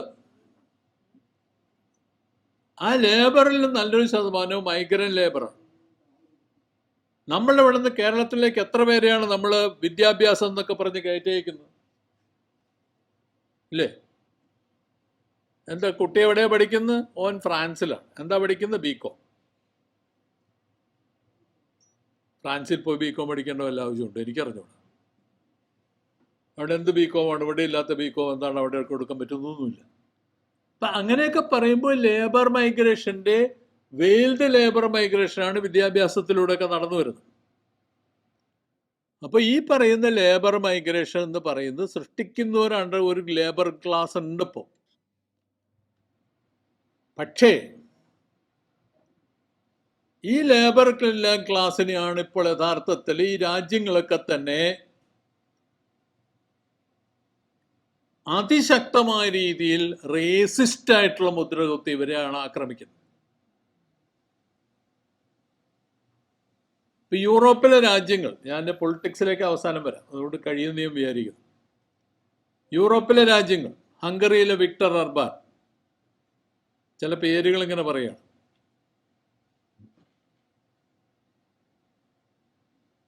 ഇറ്റലിയിലെ ജോർജിയ മെലോണി, ഫ്രാൻസിൽ നെതർലാൻഡ്സിലെ ഗെറ്റ് വിൽഡേഴ്സ്, ഇവിടുത്തെ സ്വീഡനിലെ പുതിയ പ്രധാനമന്ത്രി, ഇവര് മുഴുവനും ഓപ്പണായിട്ടുള്ള റേസിസ്റ്റുകൾ. ഏറ്റവും അവസാനം ട്രംപും. ഇവരെ പരസ്യമായ റേസിസ്റ്റുകൾ, വംശീയവാദികൾ. ഈ വംശീയവാദികൾ ആരെയാണ് ആക്രമിക്കുന്നത്? ഈ ലേബറിംഗ് ഗ്രൂപ്പുകൾ. ഈ ലേബറിംഗ് ഗ്രൂപ്പുകളെയാണ് ഇവർ ആക്രമിക്കുന്നത്. ഇവർ പുറത്തു പോകണമെന്നാണ് പറയുന്നത്. പക്ഷെ ഇവർ പുറത്തു പോകാൻ ഇവർക്ക് ധൈര്യമില്ല. കാരണം ഇവരില്ലെങ്കിൽ ഒരു പണി അവിടെ നടക്കില്ല. നമ്മുടെ ബംഗാളിയും ബീഹാറിയും പോലെ തന്നെയാണ്. ഞാനിന്ന് വണ്ടിയിൽ വരുമ്പോൾ മുഴുവൻ കണ്ട അവരെയാണ്. IRCTCയുടെ തൊഴിലാളികളായിട്ട് മുഴുവൻ കണ്ടവരെയാണ്. നമ്മുടെ ഒരു പണിയും നടക്കില്ല. നമ്മളിങ്ങനെ ബുദ്ധിജീവിയായിട്ട് അതിലൊക്കെ നടക്കുന്നല്ല, വേറെ സംഭവിക്കില്ല. അപ്പം അങ്ങനെയൊക്കെ വരുമ്പോൾ ഇവിടെ സംഭവിച്ചുകൊണ്ടിരിക്കുന്ന ഏറ്റവും പ്രധാനപ്പെട്ട കാര്യങ്ങളും ലേബറിംഗ് ക്ലാസ് വേണം. അതേസമയം തന്നെ അവരെന്തായി മാറുന്നു? അവരൊരു വശത്ത് അതേസമയം തന്നെ ഇവർ മുഴുവനും റേഷ്യലി സെഗ്രിഗേറ്റഡ് ആയിട്ടുള്ള റിസർവായിട്ട് അവരെ പ്രഖ്യാപിക്കുന്നു. ഇതാപ്പോൾ സംഭവിച്ചുകൊണ്ടിരിക്കുന്നത്. എല്ലായിടത്തും ഇത് തന്നെയാണ് സംഭവിച്ചുകൊണ്ടിരിക്കുന്നത്. അപ്പൊ അങ്ങനെ അത്തരത്തിൽ വരുന്ന സമയത്ത് ഇന്ത്യയിൽ പോലും ഈ പ്രവണത ഇപ്പോൾ വളരെ പ്രകടമാണ്. അങ്ങനെയൊക്കെ വരുന്ന സമയത്ത് ഇപ്പോൾ ഒരു വശത്ത് വന്നുകൊണ്ട് പരിസ്ഥിതികമായിട്ടുള്ള ആക്രമണവും മറുവശത്ത് കൊണ്ട് ലേബറിംഗ് പോപ്പുലേഷന്റെ നേരെയുള്ള ആക്രമണവും, ഈ രണ്ട് വിഭാഗത്തിന്റെ മേലുള്ള ആക്രമണം എന്ന് പറയുന്നത് ഇന്ന് വളരെ പ്രകടമായിട്ട് അതിനൊരു പരസ്യമായിട്ടുള്ള ഒരു എന്താ പറയണ്ടേ, ഒരു അധീശത്വ രൂപമായി ഇപ്പോൾ മാറിക്കൊണ്ടിരിക്കുക, ഹെജമണിക് രൂപമായിട്ട് ഇപ്പോൾ അത് മാറിക്കൊണ്ടിരിക്കുക. ഇതാണ് നമ്മൾ കാണേണ്ടുന്ന നാലാം. അപ്പൊ ആ പൊളിറ്റിക്സ് ആണ് നമ്മുടെ ഇപ്പോഴത്തെ പൊളിറ്റിക്സ്. ഇവിടെയാണ് നമ്മൾ ചോദിക്കേണ്ട ഒരു ചോദ്യം വരുന്നത്. ഇപ്പോൾ ഇപ്പോൾ ഇതൊക്കെ എങ്ങനെ ഇത് വലതുപക്ഷവൽക്കരണം എന്ന് പറഞ്ഞാൽ നിങ്ങൾ പറയുന്നൊന്നും അല്ലല്ലോ. ഞങ്ങൾ ഇവിടെ ഹിന്ദുത്വത്തിനെതിരായിട്ടാണ് പോരാടുന്നത്. ഫൈൻ, ഹിന്ദുത്വത്തിനെതിരായിട്ട് തന്നെയാണ് പോരാടുന്നത്, ശരി തന്നെയാണ്. മറ്റു പല സ്ഥലങ്ങളിലും ഇത് ഈ ഹിന്ദുത്വം എന്ന് പറയുന്ന മറ്റു പല പേരുകൾ അറിയപ്പെടുമെന്ന് മാത്രമേ ഉള്ളൂ. ഹംഗറിയിലെ വിക്ടർ ഗർബാൻ എന്ന് പറയുന്ന ആള് ഓപ്പൺ ആയിട്ടുള്ള ഫാസിസ്റ്റാണ്. അയാളൊരു ഹംഗേറിയൻ മഗ്യാർ വംശജനായിട്ടുള്ള ഒരാളാണ്. അയാളുടെ റേസിസമാണ് അയാൾ പറയുന്നത്. ഇങ്ങനെ ഓരോ പ്രദേശത്തും മറ്റേ ട്രംപിന് കൂക്ലക്സ് ക്ലാന്റെ പിന്തുണയുണ്ടായിരുന്നു എന്നുള്ള കാര്യം അറിയപ്പെടുന്നൊരു കാര്യമാണ്. കൂക്ലക്സ് ക്ലാൻ എന്ന് പറയുന്നത് അവിടുത്തെ വൈറ്റ് റേസിസ്റ്റ് സംഘടനയാണ്, വെള്ളക്കാരുടെ റേസിസ്റ്റ് സംഘടനയാണ്. ഇതൊക്കെ വസ്തുതകളാണ്. അപ്പോൾ അങ്ങനെ വരുമ്പോൾ നമ്മളിപ്പോൾ കാണുന്നതിനിപ്പോൾ ഒരു വശത്തു നിന്നുകൊണ്ട് ഈ നവലിബറലിസം എന്ന പേര് പറയും, അതേസമയം തന്നെ പുതിയൊരു സാഹചര്യത്തിൽ ലോകമാസകലമുള്ള വിഭവങ്ങളുടെ മേലുള്ള നിയന്ത്രണം, അധ്വാനത്തിൻ്റെ മേലുള്ള നിയന്ത്രണം, അതുപോലെ തന്നെ സർക്കുലേഷൻ ഓഫ് ക്യാപിറ്റൽ, ഇവിടുത്തെ കച്ചവടത്തിൻ്റെ സർക്കുലേഷൻ്റെ മേലുള്ള നിയന്ത്രണം, ഇവയ്ക്ക് വേണ്ടിയിട്ട് കൃത്യമായ ഒരു വംശീയ സ്വഭാവമുള്ള ഒരു ആധിപത്യത്തിൽ നീങ്ങുകയും ചെയ്യുന്നു എന്നുള്ളതാണ് സംഭവിക്കുന്നത്. അവിടെയാണ് നമ്മളുടെ ഇവിടുത്തെ എന്താ പറയണ്ടേ ഹിന്ദുത്വ ശക്തികളുടെ വളരെ ഈസി ആയിട്ടുള്ള ഒരു സാധനമായിട്ട് അങ്ങോട്ട് മാറിയത്. ഇന്ത്യ എന്ന് പറയുന്ന രാജ്യം ഡൈവേഴ്സിഫൈഡ് ആയിട്ടുള്ള രാജ്യമാണ്, എല്ലാവർക്കും അറിയാം. ബഹുദേശീയമായ രാജ്യമാണ്, ബഹുസാംസ്കാരികമാണ്. പക്ഷെ അതിന് മുഴുവനും നിങ്ങളൊരു സിംഗിൾ മാർക്കറ്റാക്കി കൊണ്ടുവരണമെങ്കിൽ, ഒരു ലിബറൽ മാർക്കറ്റിന്റെ രൂപത്തിലേക്ക് അതിനെ കൊണ്ടുവരികയും സിംഗിൾ മാർക്കറ്റാക്കി മാറ്റണമെങ്കിൽ ചെയ്യണമെങ്കിൽ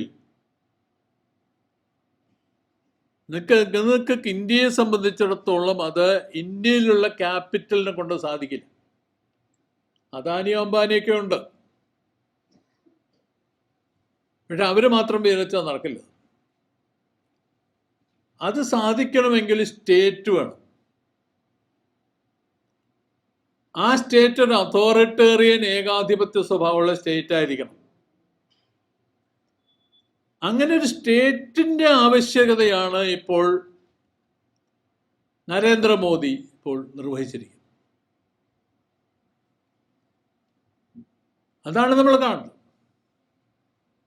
ഞാൻ എൻ്റെ വിശദാംശം എന്താണ് അദ്ദേഹം ചെയ്യുന്നത് പോലും എല്ലാവരും നിങ്ങൾക്ക് എല്ലാവർക്കും അറിയുന്ന കാര്യം, അതുകൊണ്ട് ഞാനിലേക്കൊന്നും കിടക്കുന്നില്ല. അത് പിന്നെ വേണമെങ്കിൽ പിന്നെ ചർച്ച ചെയ്യാം ആവശ്യമുണ്ടെങ്കിൽ. പക്ഷെ നമ്മുടെ പറഞ്ഞു വരുന്നത് ഒരു ഏകാധിപത്യ രാഷ്ട്രത്തിൻ്റെ സ്വഭാവം, പ്രത്യേകിച്ച് ഇങ്ങനത്തെ ഒരു കോംപ്ലക്സ് ആയിട്ടുള്ള ഒരു സാഹചര്യങ്ങൾ നിലനിൽക്കുന്ന രാജ്യത്തിൽ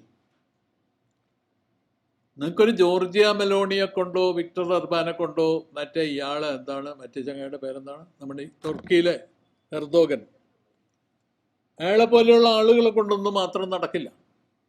ഇവിടെ വേണ്ടത് അങ്ങനെയുള്ള ഒരു വ്യക്തിഗതമായൊരു സ്വേച്ഛാധിപതികൾക്കപ്പുറം നിൽക്കുന്ന ഇന്ത്യക്കാര് മുഴുവനും അംഗീകരിക്കുന്ന ഒരു കൾച്ചറൽ സ്വഭാവമുള്ള സാധനം ഇല്ലാത്ത വരണം. അവിടെയാണ് ഹിന്ദുത്വത്തിന്റെ പ്രാധാന്യം വരുന്നത്, അവിടെയാണ് മതരാഷ്ട്രീയത്തിന്റെ പ്രാധാന്യം വരുന്നത്. അപ്പോൾ മതരാഷ്ട്രീയം എന്ന് പറയുന്ന ഇന്ത്യയെ സംബന്ധിച്ചിടത്തോളം അവര് പഴമയും ഇതിനെയൊക്കെ തന്നെ അവർ സ്വീകരിക്കുന്നുണ്ടാവും, അതൊക്കെ ഉപയോഗിക്കുന്നുണ്ടാവും, ഇല്ലാതെ പറയുന്നില്ല. പക്ഷെ ഈ മതരാഷ്ട്രീയം തികച്ചും ആധുനികമാണ്. ഇതൊരു മോഡേൺ ടൈംസിൽ, മോഡേൺ ഇന്നത്തെ സാഹചര്യത്തിൽ വളർന്നു വരുന്ന ഒരു ആധിപത്യമാണ് ഇപ്പൊ നടന്നുകൊണ്ടിരിക്കുന്നത്. അത്തരത്തിലുള്ള ഒരു ആധിപത്യം ഒരുപക്ഷെ ചൈനയിൽ അവരങ്ങനെ, ചൈനയിൽ ഉദാഹരണത്തിന് ഇന്നത്തെ കമ്മ്യൂണിസ്റ്റ് പാർട്ടി അത്തരത്തിലേക്ക് മാറുമെന്നുണ്ടെങ്കിൽ അവർക്ക് വളരെ സന്തോഷമായിരിക്കും. ഒരു മോദിയായിട്ട് മാറുമെങ്കിൽ, ഇതുവരെ മാറിയിട്ടില്ല, അതാണ് പ്രശ്നം. അവർക്ക് വളരെ സന്തോഷമായിരിക്കും. അപ്പൊ അങ്ങനെ വരുമ്പോൾ ഏകാധിപത്യമായിട്ട് മാറുമ്പോൾ നിങ്ങൾക്കൊരു കോമ്പസിറ്റ് മാർക്കറ്റ് രൂപം കൊള്ളുന്നു. നിങ്ങളുടെ മറ്റേ ഈ സർക്കുലേഷൻ ഓഫ് ക്യാപിറ്റൽ, ബാങ്കിങ് തുടങ്ങിയ കാര്യങ്ങളെല്ലാം കേന്ദ്രീകരിക്കപ്പെടുന്നു. അതിനോടൊപ്പം തന്നെ ലേബറിനെ നിങ്ങൾ പിടിച്ചു നിർത്തുന്നു. പുതിയ സാഹചര്യത്തിൽ നമ്മളുടെ ലേബർ ലോസ് വന്നുകൊണ്ടിരിക്കുന്ന മാറ്റം, ട്രേഡ് യൂണിയൻ അത് ഇപ്പോൾ വന്നുകൊണ്ടിരിക്കുന്ന ഏറ്റവും പ്രധാനപ്പെട്ട സംഗതികളൊന്ന്, 1990s ശേഷം ലോകമാസകലം തന്നെ ട്രേഡ് യൂണിയനുകൾ പുതുതായിട്ടുണ്ടായിട്ടില്ല. ഒരിടത്തും ട്രേഡ് യൂണിയനുകൾ പുതുതായിട്ടുണ്ടായിട്ടില്ല. അപൂർവം ചെയ്ത് അവിടെ ഇവിടെയൊക്കെ ഉണ്ടായിക്കണം, പൊതുവിലുണ്ടായിട്ടില്ല. വർക്കിംഗ് ക്ലാസ് സ്ട്രഗിൾസ് നടക്കുന്നുണ്ടെങ്കിൽ അവർ സ്വയമേവ നടത്തുന്ന നൈസർഗിക സമരങ്ങൾ മാത്രമാണ്, ചിലപ്പോൾ കൂട്ടിച്ചേർന്നുണ്ടാകുന്ന സമരങ്ങൾ മാത്രമാണ്. ആ കൂടി വന്നിട്ടുള്ള ഏക സംഗതി എന്ന് പറഞ്ഞാൽ ഇത്തരത്തിലുള്ള അങ്ങനെ ഉണ്ടാക്കിക്കൊണ്ടുവന്ന വ്യത്യസ്ത യൂണിറ്റുകളൊക്കെ കൂടി ചേർന്നിട്ട് ഫ്രാൻസിൽ ഒരു സോഷ്യലിസ്റ്റ് യൂണിറ്റി ഉണ്ടായി വന്നിട്ടുണ്ട്. അത് മാത്രമാണ് ഒരു പുതിയ ട്രെൻഡ്. പഴയ സോഷ്യലിസ്റ്റ് പാർട്ടി അല്ലാത്തൊരു യൂണിറ്റി പുതുതായിട്ടുണ്ടായി വന്നിട്ടുണ്ട്. അത് മാത്രമാണ് ഒരു പുതിയ ട്രെൻഡ്, അല്ല ഒന്നും ഉണ്ടായിട്ടില്ല. അപ്പൊ അതൊക്കെ കാണിക്കുന്നത് ഇന്നത്തെ സാഹചര്യത്തിൽ ഞാൻ മുമ്പ് പറഞ്ഞ പോലെ ലോകാധിപത്യം നിലനിർത്തണമെങ്കിൽ, വിഭവങ്ങളുടെ മേലുള്ള ആധിപത്യം നിലനിർത്തണമെങ്കിൽ, തൊഴിലാളികളുടെയും തൊഴിൽ സംഘങ്ങളുടെയും മേലുള്ള ആധിപത്യം നിലനിർത്തണമെങ്കിൽ അതിനു വേണ്ടിയിട്ട് നിങ്ങൾക്ക് പഴയ ലിബറൽ ഡെമോക്രസിയുടെ രൂപങ്ങൾ ഉപയോഗിക്കുക എന്ന് സാധ്യമല്ല. അതുകൊണ്ടാണ് ലേബർ പാർട്ടിയുടെ ആളായിട്ടുള്ള ക്രിസ്റ്റ്രമ്മർ, ഇപ്പോൾ അയാൾ പ്രധാനമന്ത്രിയാണ്, അയാൾ എന്താണ് വ്യത്യാസം? ഒരു വ്യത്യാസമില്ല.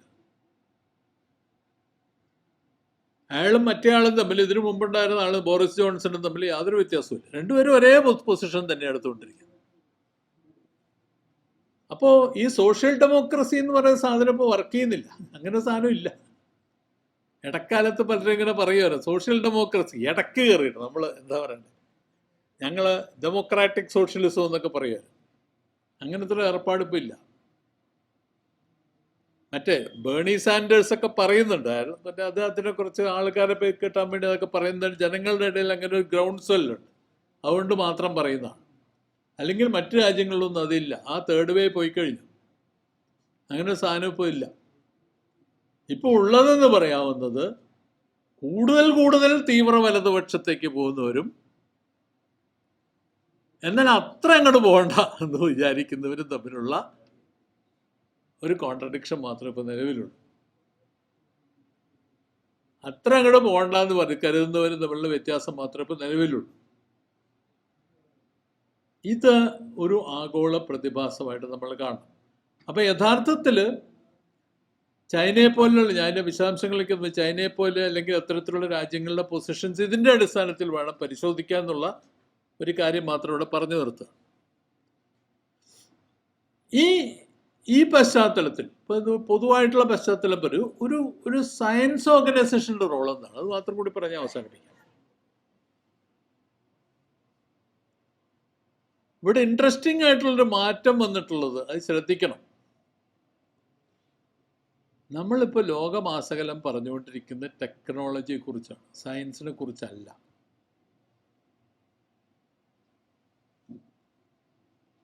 സയൻസ് എന്ന് പറയുന്നത് എന്തോ ഒരു തരം ഈസോട്രിക് ആയിട്ടുള്ള എന്തോ കുറേ സംഭവങ്ങളാണ്.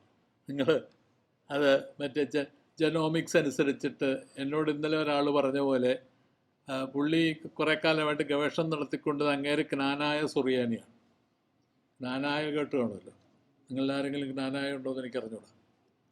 അപ്പോൾ പുള്ളി ഡി എൻ എ ഒക്കെ പരിശോധിച്ചിട്ട് പുള്ളിയുടെ DNA 12% തുർക്കിയിൽ നിന്നാണെന്ന് പുള്ളി കണ്ടുപിടിച്ചിട്ടുണ്ട്. അപ്പം അതാണ് സയൻസ്. ഞാൻ പറയുന്നത് ഇതാണ് സയൻസ് എന്ന് വെച്ചാൽ എൻ്റെ DNA തുർക്കിയിൽ നിന്നാണെന്ന് കണ്ടുപിടിക്കുന്നതാണ് സയൻസ്. ഇതാണ് ഇപ്പോൾ സയൻസ് എന്ന് പറഞ്ഞ് നടന്നുകൊണ്ടിരിക്കുന്നത്. പിന്നെ ക്വാണ്ടം ഫിസിക്സിനെ കുറിച്ചുള്ള കുറേ ഡിബേറ്റ്സ്, അത് വളരെ ഈസോട്ടറിക് ആയിട്ടുള്ള കുറേ ഡിബേറ്റ്സ്. ഇതൊന്നും ഒരു ക്വാണ്ടം എൻക്രിപ്റ്റിംഗ് ഒന്നും തമ്മിൽ ബന്ധമൊന്നുമില്ല. നിങ്ങൾ എന്ത് ഡിബേറ്റ് ചെയ്ത് ഞങ്ങളുടെ പണിയെടുത്തോളാം എന്ന് പറഞ്ഞ് കമ്പ്യൂട്ടർ അവരുടെ പണി ചെയ്യുന്നുണ്ട്. ഇങ്ങനെയുള്ള കുറേ എവല്യൂഷനെ കുറിച്ചുള്ള ഡിബേറ്റുകൾ വളരെ വളരെ വലതുപക്ഷവൽക്കരണത്തിലേക്ക് നീങ്ങിക്കൊണ്ടിരിക്കും.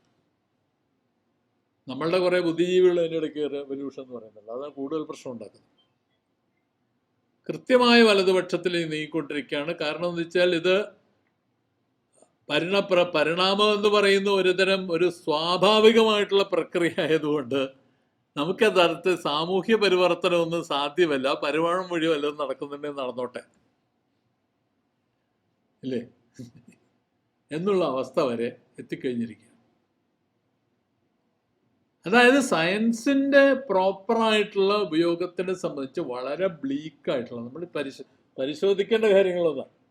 സോഷ്യൽ സയൻസ് ഒന്നും പ്രസക്തമല്ല. സോഷ്യൽ സയൻസ് മുഴുവനും, മൈത്രി ഞാൻ പറയുന്നതായിട്ട് എഗ്രി ചെയ്യുമെന്ന് എനിക്ക് അറിഞ്ഞുകൂടാ, സോഷ്യൽ സയൻസ് മുഴുവനും ഇപ്പോൾ സാംസ്കാരിക രാഷ്ട്രീയത്തിൻ്റെ കീഴിലാണ്. സമൂഹം എന്ന് പറഞ്ഞാൽ സംസ്കാരമാണ്, സംസ്കാരം എന്ന് പറഞ്ഞാൽ പറ്റുമെങ്കിൽ മതവുമാണ്. തീർന്നല്ലോ. അപ്പം അതിൻ്റെ അർത്ഥം എന്താണ്? നമ്മൾ ഇന്ന് കാണുന്ന ശാസ്ത്രമേഖല അടക്കം വൈജ്ഞാനിക മേഖല എന്ന് പറയുന്ന ഒന്നുകിൽ ടെക്നോളജിയുടെ ഭാഗമാണ്, അല്ലെങ്കിൽ അത് മുഴുവൻ ഇത്തരത്തിലുള്ള മുമ്പ് ജനാധിപത്യപരമായിട്ടുള്ള സാമൂഹ്യ പരിവർത്തനത്തിന് വേണ്ടി ഉപയോഗിക്കുന്നു എന്ന് പറയുന്ന സയൻസ് ഇന്ന് ഒന്നുകിൽ അത് സാംസ്കാരിക രാഷ്ട്രീയത്തിൻ്റെയോ അല്ലെങ്കിൽ അത് സ്വത്ത് രാഷ്ട്രീയത്തിൻ്റെയോ അതുമല്ലെങ്കിൽ എന്തെങ്കിലും തരത്തിലുള്ള ഒരു വളരെ ഈസോട്രിക് ആയിട്ടുള്ള ഫിലോസഫിക്കൽ ഡിബേറ്റിൻ്റെയോ ഒക്കെ സാധനമായിട്ട് മാറിയിരിക്കുക. അത് എൻ്റെ അഭിപ്രായം പറയാണ്. അതിൻ്റെ ഇടയ്ക്കൂടി വളരെ അപകടകരമായിട്ടുള്ള ചില സംഗതികളും സയൻസ് എന്നുള്ള രീതിയിൽ പ്രചരിപ്പിക്കുന്നുണ്ട്. അതിലൊന്ന് കൊഗ്നിറ്റീവ് സയൻസാണ്. അത് ചർച്ച വരാവുന്നൊരു കാര്യം ഞാൻ പറഞ്ഞു വയ്ക്കുന്നത് മാത്രമേ ഉള്ളൂ. കാരണം ജ്ഞാനനിർമ്മിതി എന്ന് പറയുന്നത് നമ്മളുടെ ഒരു തരം എന്താ പറയണ്ടേ, ന്യൂറോളജിക്കലായിട്ടുള്ള കേപ്പബിലിറ്റിയുടെ IQ തുടങ്ങിയ സാധനങ്ങൾ കേപ്പബിലിറ്റിയുടെ ഒരു സംഭവമാണ് എന്ന് പറഞ്ഞ് വാദിക്കുന്ന ഒരു രീതി. അത് പ്രത്യേകിച്ച് ഹേൺസ്റ്റീൻ ആൻഡ് മൊറേ, ഇവിടുത്തെ വിദ്യാഭ്യാസ വിദഗ്ധർക്ക് അറിയുമെന്ന് ഞാൻ വിചാരിക്കുന്നു. റിച്ചർഡ് ഹേൺസ്റ്റീനും ചാൾസ് മൊറയും കൂടി ചേർന്നൊരു ബെൽ കർവ് എന്ന് പറയുന്നൊരു പുസ്തകം എഴുതിയിട്ടുണ്ട്. 30 കൊല്ലം മുമ്പ് എഴുതിയതാണ്. ഈ ബെൽ കർവ് എന്ന് പറയുന്ന പുസ്തകം എന്ന് പറയുന്ന അടിസ്ഥാനപരമായിട്ട് മനുഷ്യരാശിയെ മുഴുവനും ധൈഷണിക മാനം അനുസരിച്ച് വേർതിരിക്കുന്നു. ഏറ്റവും ഉയർന്ന ബുദ്ധിജീവികൾ, അതിന് താഴെയുള്ള ബുദ്ധിജീവികൾ, ഇടത്തരം ബുദ്ധിജീവികൾ, ഇല്ലേ, ചില്ലുവാനങ്ങൾ എന്നൊക്കെ പറയുന്നത്. ചുരുക്കി പറഞ്ഞു കഴിഞ്ഞാൽ ഒന്നിനും കൊള്ളാത്തവരും ആ രീതിയിൽ വ്യാഖ്യാനിച്ചെടുക്കാവുന്നൊരു സംഭവം. ഐക്യം നോക്കി കല്യാണമാണ് വളരെ നല്ല കാര്യം. അപ്പം അതിൻ്റെ അർത്ഥം എങ്ങനെയാണത് വർക്ക്? അപ്പം IQ ആണ് കല്യാണത്തിൻ്റെ അടുത്ത്. നല്ല മക്കൾ. ശരി. അപ്പം അങ്ങനെ വരുമ്പോൾ ഈ പറയുന്ന രീതിയിലാണ്. അപ്പം ഇത് കാണിക്കുന്നത് എന്താണ്? അതായത് കൊഗ്നിറ്റീവ് സയൻസും എവല്യൂഷണറി സൈക്കോളജിയും ഇതുപോലെ സംഗതികൾ, ഈ ബെൽ കർവ് പോലുള്ള സംഗതികളും ഇതനുസരിച്ച് ആളുകൾ വേർതിരിക്കുന്ന ഏർപ്പാടും കുട്ടികൾ അതനുസരിച്ച് ഐക്യു മാനം എന്ന് പറയുന്ന അടിച്ചേൽപ്പിക്കുന്ന പരിപാടിയും, എല്ലാ കുട്ടികളുടെ ഐക്യു കണ്ടുപിടിക്കുക, ഈ പരിപാടിയും എന്ന് പറഞ്ഞു കഴിഞ്ഞാൽ നമ്മളുടെ ഇവിടുത്തെ മുമ്പ് മനുഷ്യരെല്ലാവരും ഒന്നുപോലെ എന്നാണ് KP അരവിന്ദനാണെന്ന് പറഞ്ഞത്. ജെനോമിക്സിനെ കുറിച്ച് ഇവിടെ നമ്മൾ ക്ലാസ് എടുത്തിട്ടുണ്ട്, 20 കൊല്ലം മുമ്പാണ് അല്ലേ? 20 കൊല്ലം ആരും ക്ലാസ് ഒന്നും അറ്റൻഡ് ചെയ്തിട്ടില്ല.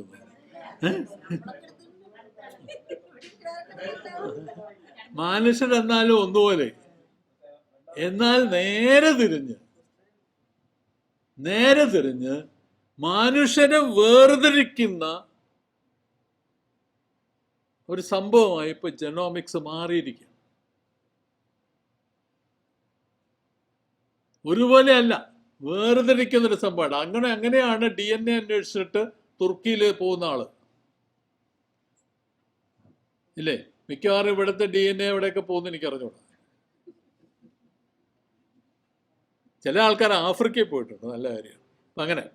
അങ്ങനെയൊക്കെ വരുമ്പോൾ ഇത്തരത്തിൽ ഇതൊക്കെ സംഭവിച്ചുകൊണ്ടിരിക്കാം. അതിൻ്റെ അർത്ഥം എന്താണ്? സയൻസ് എന്ന് പറയുന്ന ഒരു സ്യൂഡോ സയൻസ് ആയിട്ട് മാറുന്ന ഒരു രീതി ഇപ്പോൾ വളർന്നു വരുന്നുണ്ട്. ഇത് കാണാതിരുന്നുണ്ട്. പ്രത്യേകിച്ച് ഇത്തരത്തിലുള്ള സയന്റിഫിക് ലിറ്ററേച്ചർ എന്ന് പറയുന്ന അത്തരത്തിലായി മാറിക്കൊണ്ടിരിക്കുക. ഇതനുസരിച്ച് ലൈംഗികത, ഇതനുസരിച്ച് ശരീര പഠനം, ഇതനുസരിച്ച് എല്ലാം മാറിക്കൊണ്ടിരിക്കുന്നു. ഒരവസ്ഥ സൃഷ്ടിക്കപ്പെട്ടുകൊണ്ടിരിക്കുകയാണ്. അപ്പോൾ വലതുപക്ഷവൽക്കരണം എന്ന് പറയുന്നത് രാഷ്ട്രീയത്തിൽ മാത്രമല്ല നടക്കുന്നതെന്ന് പറയാൻ വേണ്ടിയിട്ടാണ് ഞാൻ പറയുന്നത്. രാഷ്ട്രീയത്തിൽ മാത്രമല്ല നടക്കുന്നത്, മനുഷ്യരുടെ ബോധമണ്ഡലത്തിൽ, അവരുടെ നിത്യജീവിതത്തിൽ, അതിനുപയോഗിക്കുന്ന ശാസ്ത്രത്തിൽ ഇന്നിപ്പോൾ വലതുപക്ഷവൽക്കരണം നടന്നുകൊണ്ടിരിക്കുക.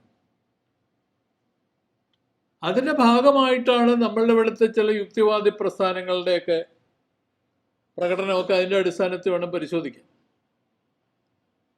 ദൗർഭാഗ്യവശാൽ പരിഷത്തിൻ്റെ കൂടെ നിൽക്കുന്നു അവകാശപ്പെടുന്നവർ പലരും തന്നെ കൃത്യമായ ടെക്നോളജിക്കൽ യൂട്ടോപ്പിയയുടെ റൈറ്റ് വിങ് ഫിലോസഫിയുടെ വക്താവായിട്ടുള്ള യുവാൻ നോവ ഹറാറിയൊക്കെ ഉപയോഗിക്കുന്നതൊക്കെ കാണാൻ പറ്റും. അത് കാണാൻ പറ്റും. ഇതൊക്കെ പരിശോധിക്കപ്പെടണം. ഇതൊക്കെ നമ്മളുടെ നടക്കുന്ന കാര്യങ്ങളാണ് പറഞ്ഞു. കാരണം സാമൂഹ്യ പരിഷ്കരണത്തെക്കുറിച്ചുള്ള സങ്കല്പങ്ങൾ മാറി മറിഞ്ഞിട്ട് ഇത്തരത്തിലുള്ള ടെക്നോളജിക്കൽ യൂട്ടോപ്പിയയും ഒക്കെയാണ് ശരിയെന്ന് പറയുക, അതിൻ്റെ അടിസ്ഥാനത്തിലുള്ളൊരു പുതിയ ലോകസങ്കല്പം സാധ്യമാണെന്ന് പറയുക. അപ്പോൾ ഇവിടുത്തെ ലേബർ ഫോഴ്സ് എന്തായിരിക്കും, ഇവിടുത്തെ റിസോഴ്സസ് എന്തായിരിക്കും, ഇവിടെ ജനങ്ങളുടെ ജീവിതം എന്തായിരിക്കും എന്നുള്ള പരിശോധിക്കാതിരിക്കുക.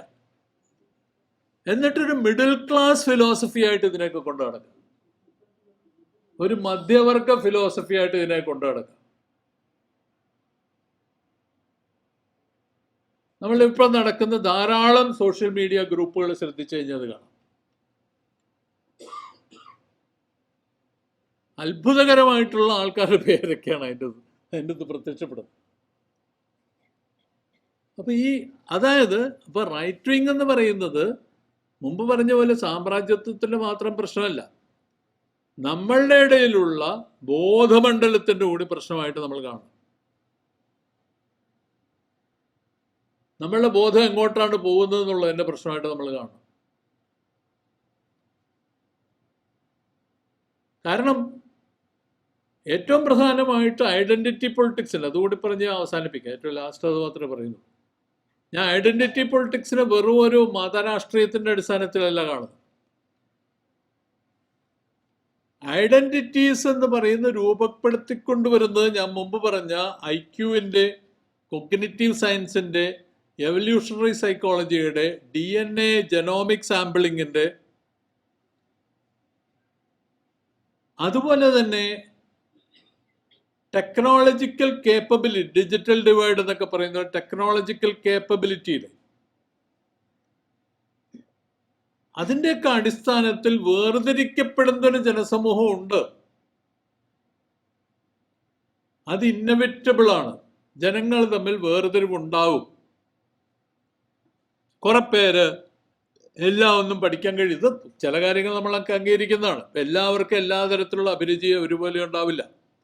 അഭിരുചികൾ ഭിന്നമായിരിക്കും. ചിലർക്ക് ചില അഭിരുചികൾ കൂടുതലായിരിക്കും, ചിലർക്ക് കുറവായിരിക്കും. ഇതൊക്കെ നമ്മൾ അംഗീകരിക്കുന്ന കാര്യമാണ്. പക്ഷെ അതേസമയം തന്നെ ഇതിൻ്റെ അടിസ്ഥാനത്തിൽ സമൂഹത്തിൽ ഇനീക്വൽ ആണ് സമൂഹം. സമൂഹം എന്ന് പറയുന്നത് തുല്യതയിൽ അധിഷ്ഠിതമല്ല. അതുകൊണ്ട് നീതി തുടങ്ങിയ സങ്കല്പങ്ങൾക്ക് തുല്യനീതിയുടെ സങ്കല്പങ്ങളില്ല. നമുക്ക് വേണ്ടത് ഒരർത്ഥത്തിൽ പറഞ്ഞാൽ സമുദായ നീതിയാണ്. എന്നുവെച്ചാൽ നമ്മളുടെ സമുദായത്തിൻ്റെ നീതി എന്നൊക്കെ പറയുന്ന അവസ്ഥയിലേക്ക് ഇപ്പം നീങ്ങുമ്പോൾ അതിൻ്റെ അടിസ്ഥാനത്തിലുള്ള ഒരുതരം എന്താ പറയണ്ടേ, ഒരുതരം ഇൻക്ലൂസിവിറ്റി, ഒരു ഉൾപ്പെടുത്തൽ രീതി. നിങ്ങളുടെ 4 ആളുണ്ടെങ്കിൽ എൻ്റെ 2 ആൾ വേണം എന്ന് പറയുന്ന രീതിയിലുള്ള രീതി. പരിഷത്തിന് നിർവാഹക സമിതിയിൽ എത്ര ഉണ്ടെന്ന് ചോദിച്ചു കഴിഞ്ഞാൽ അതനുസരിച്ച് വേർതിരിക്കണം എന്നൊക്കെ പറയുന്ന രീതി. ആ രീതി ഇന്ന് വളരെ വ്യാപകമാണ്, ആ ഉൾപ്പെടുത്തൽ രീതി എന്ന് പറയുന്നത്. കാരണം അവിടെ ഈ പറയുന്ന ഇൻക്ലൂസീവ് സ്പേസിൻ്റെ മാത്രം പ്രശ്നമാണ്, വേറൊന്നും ആവശ്യമില്ല. സാമൂഹ്യ പരിവർത്തനമല്ല നമ്മുടെ ആവശ്യം, സാമൂഹ്യ മാറ്റമല്ല നമ്മുടെ ആവശ്യം. നമുക്ക് പുതിയ എല്ലാ വിഭാഗങ്ങൾക്കും തുല്യമായ നീതി അവസരങ്ങളുള്ള തുല്യനീതി ഉറപ്പുവരുത്താൻ കഴിയുന്ന, ആദാനപ്രധാന ബന്ധങ്ങൾ ഉറപ്പുവരുത്താൻ കഴിയുന്ന ജ്ഞാനത്തിൻ്റെ വിതരണം സാർവത്രികമാക്കി സാർവലൗകിക മാറ്റാൻ കഴിയുന്നൊരു സമൂഹമല്ല നമ്മുടെ ആവശ്യം. അതിനുപകരം എൻ്റെ സ്വത്വത്തിന്, കുടുംബമാകാം, ജാതിയാകാം, മതമാകാം, എൻ്റെ കൂട്ടത്തിലുള്ളവരാകാം, കൂട്ടായ്മകളാകാം, എന്തു വേണമെങ്കിലും, അവർക്ക് അവരുടെ പ്രതിനിധാനത്തിൻ്റെ റെപ്രസെൻറ്റേഷൻ്റെ പ്രശ്നമാണ് ഇന്നത്തെ സാമൂഹ്യ പ്രശ്നം എന്നൊക്കെ പറഞ്ഞു കഴിഞ്ഞാൽ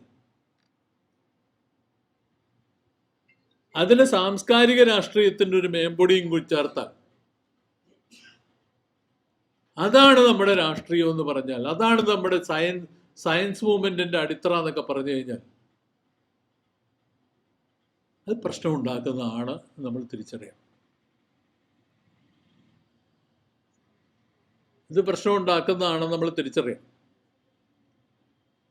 ജനാധിപത്യം എന്ന് പറയുന്നത് ഇതൊന്നുമല്ല. ജനാധിപത്യം എന്ന് പറയുന്നത് പൊളിറ്റിക്സ്, ഇലക്ട്രൽ പൊളിറ്റിക്സും അല്ല. ജനാധിപത്യം എന്ന് പറയുന്നത് നമ്മൾ ഒരു കാലത്ത് ഡിസ്കസ് ചെയ്തതാണ്, പരിഷത്തിൽ ഡിസ്കസ് ചെയ്തിട്ടുണ്ട്, എല്ലാവർക്കും ഓർമ്മയുണ്ടാവുമെന്ന് ഞാൻ കരുതുന്നു. നമ്മൾ ആ ജനാധിപത്യത്തെ പറ്റി പറഞ്ഞിരുന്നത് സർഗാത്മക ശേഷിയും അതുപോലെ തന്നെ പ്രവർത്തനശേഷി ഒരുപോലെ വളർത്തിക്കൊണ്ടുവരാൻ കഴിയുന്ന കൂട്ടായ്മകളുടെ വളർച്ചയാണ് ജനാധിപത്യത്തിൻ്റെ അടിത്തറ. ഇതൊന്നുമില്ലാതെ നമ്മളുടെയൊക്കെ 10 ആൾ അവരെയാണ് ജനാധിപത്യം എന്നൊക്കെ പറഞ്ഞു കഴിഞ്ഞാൽ പ്രശ്നമുണ്ടെന്നാണ് ഞാൻ. അതിനു വേണ്ടിയിട്ട് സയൻസിന് ഉപയോഗിക്കുന്ന രീതി എന്ന് പറയുന്നത്, ടെക്നോളജി ഉപയോഗിക്കുന്ന രീതി എന്ന് പറയുന്നത് ഇന്ന് വളരെ വ്യാപകമാണ്. അത് ആഗോളതലത്തിൽ ഇപ്പോൾ വളർന്നു വന്നുകൊണ്ടിരിക്കുന്ന വലതുപക്ഷവൽക്കരണത്തിൻ്റെ ഒരു കേരളത്തിൽ നമ്മളൊക്കെ കാണുന്ന രൂപമായി, നേരിട്ട് കാണുന്ന രൂപമായിട്ട് നമ്മളതിനെ കാണണം. ചിലപ്പോൾ നിങ്ങളൊക്കെ ആരാധിക്കുന്ന പലരും എൻ്റെ കൂട്ടത്തിൽ പെട്ടുപോയി കാണും. അത് പരിശോധിക്കണം. ഞാനടക്കം. ഞാൻ ആരാധിക്കപ്പെടുന്ന ആളൊന്നുമല്ല, അത് പേടിക്കൊന്നും വേണ്ട. ഞാനിവിടെ നിൽക്കുന്ന ഒരാൾ മാത്രമാണ്. പക്ഷേ അത് നമ്മൾ പരിശോധിക്കണം. അങ്ങനെ വരുമ്പോൾ സയൻസ് എന്ന് പറഞ്ഞാൽ എന്താണ്? അവിടെയാണ് നമ്മളിവിടെ മറ്റേ ഇവർ പറഞ്ഞ ടെക്നോളജിയെക്കുറിച്ച്, ടെക്നോളജി നമ്മൾ വേണം, നമ്മൾ പഠിക്കാം, ടെക്നോളജി പഠിക്കണം, അതിനെപ്പറ്റി ഞാൻ തർക്കിക്കുന്നില്ല. പക്ഷെ അതിന് സയൻസ് പഠിക്കണം. ഒരു സിമ്പിളായിട്ടുള്ള ഉദാഹരണം പറയാം, ഒറ്റ ഉദാഹരണം. സയൻസ് പഠിക്കണം എന്നുള്ളതിൻ്റെ ഒരൊറ്റ ഉദാഹരണം. 6ാം ക്ലാസ്സിൽ 5ാം ക്ലാസ്സിലോ 6ാം ക്ലാസ്സിലോ പഠിപ്പിക്കാൻ തീരുമാനിച്ചു. നിങ്ങളുടെയൊക്കെ ഇതൊക്കെ പഠിപ്പിക്കാൻ തീരുമാനിച്ച മുതലാളി അൻവർ സദാത്ത് എന്ന് പറയുന്ന ഒരാളാണ്, അല്ലേ? ആണ്. പുള്ളിയാണ് ഇതൊക്കെ അവിടെ നിന്ന് ചെയ്യുന്ന ആൾ. അദ്ദേഹത്തോട് ഞാനൊരു ഫേസ്ബുക്കിൽ ചോദിച്ചു, അല്ല സാറേ, ഈ ഇവിടെ പഠിക്കുക കുട്ടിക്ക് ന്യൂറോ സയൻസ് അറിയണ്ടേ, കണക്കറിയണ്ടേ, ഭാഷ അറിയണ്ടേ? പിന്നെ അതുകൂടാതെ കുറച്ചൊക്കെ എക്കണോമിക്സ്, കോമേഴ്സ് ഇങ്ങനെയുള്ള ഈ കണക്കൂട്ടാനുള്ള ചില തന്ത്രങ്ങളും ഒക്കെ തന്നെ അറിയണ്ടേ. ഇങ്ങനെ 3-4 കാര്യങ്ങൾ അറിയണ്ടേ ഇയാൾക്ക്. ഇതൊന്നുമില്ലാതെ അപ്പൊ പുള്ളി കൂളായിട്ട് പറയണ കോഡിങ് മതിയെന്ന്. കോഡിങ് അറിഞ്ഞാൽ പോരെ. അപ്പൊ നിങ്ങളൊന്നും അറിയണ്ട. നിങ്ങൾക്ക് അതായത് ഇതൊരു സയൻസ് അല്ല, ഇതൊരു ടെക്നിക്കാണ്. ഇങ്ങനൊരു സയൻസ് നിലവിലില്ല. പാവൻ ടൂറിംഗ് ഒക്കെ ഇപ്പൊ കിടന്ന് എന്താ പറയണ്ടേ, പുള്ളി ചത്തുപോയിട്ട് അവിടെ എങ്ങാനും ഉണ്ടെങ്കിൽ തിരിയും പറയും 4-5 പ്രാവശ്യം തിരിഞ്ഞു വേണം. ഇത് കേട്ടിട്ടുണ്ട്. അപ്പൊ കോഡിങ് മതി, വേറെ ഒന്നും വേണ്ട. ഇതാണ് അവസ്ഥ. ഇതിന്റെ കാര്യത്തിൽ മാത്രം, എല്ലാത്തിലും solutions are all technical solution, scientific solution ആവണമെന്നില്ല. അത് തന്നെയാണ് ഏറ്റവും വലിയ റൈറ്റ് വിങ് സ്വഭാവമുള്ള സംഗതിയായിട്ട് നമ്മൾ കാണുന്നത്. അതുകൊണ്ട് ശാസ്ത്ര സാഹിത്യ പരിഷത്ത് ശാസ്ത്രപ്രചരണം ഇനി ഏറ്റെടുക്കാൻ ശ്രമിക്കുകയാണെങ്കിൽ, നിങ്ങൾ ടെക്നോളജി പഠിപ്പിക്കുകയാണെങ്കിൽ എനിക്ക് യാതൊരു, ഞാൻ പാവം ചരിത്രകാരൻ, എനിക്ക് പറ്റി വിവരമില്ലാത്തതുകൊണ്ട് ഞാൻ അങ്ങോട്ടൊന്നും വരില്ല, അത്രേ ഉള്ളൂ. പക്ഷേ സയൻസാണ് ചെയ്യാൻ ഉദ്ദേശിക്കുന്നതെങ്കിൽ ഇക്കാര്യങ്ങൾ ജനങ്ങളെ പറഞ്ഞ് ഇങ്ങനെയല്ല, കുറച്ചുകൂടി വിശദമായി കാര്യങ്ങൾ ബോധ്യപ്പെടുത്താനും ഒക്കെയുള്ള, എന്താണ് നടക്കുന്നത്, എന്താണ് വലതുപക്ഷവൽക്കരണം, എങ്ങനെയാണ് അതിന് ഇന്നത്തെ സയൻസിലും ഇന്നത്തെ എക്കോണമിയിലും ഇന്നത്തെ പൊളിറ്റിക്സിലും കൾച്ചറിലും ഒക്കെ എങ്ങനെയാണ് അത് അടിത്തറയായിരിക്കുന്നത് എന്നുള്ള കാര്യം പറഞ്ഞ് മനസ്സിലാക്കിക്കൊണ്ട് എങ്ങനെയാണ് അതൊരു മാനവിക വിരുദ്ധമായി മാറുന്നത്. ഞാൻ പറയുന്നത് ആൻറ്റി തൊഴിലാളി എന്നുള്ള അർത്ഥത്തിൽ മാത്രമല്ല, എങ്ങനെയാണ് ആൻറ്റി ഹ്യൂമനായി മാറുന്നത്, ഇത് പറയാൻ നമ്മളെ കൊണ്ട് സാധിക്കും.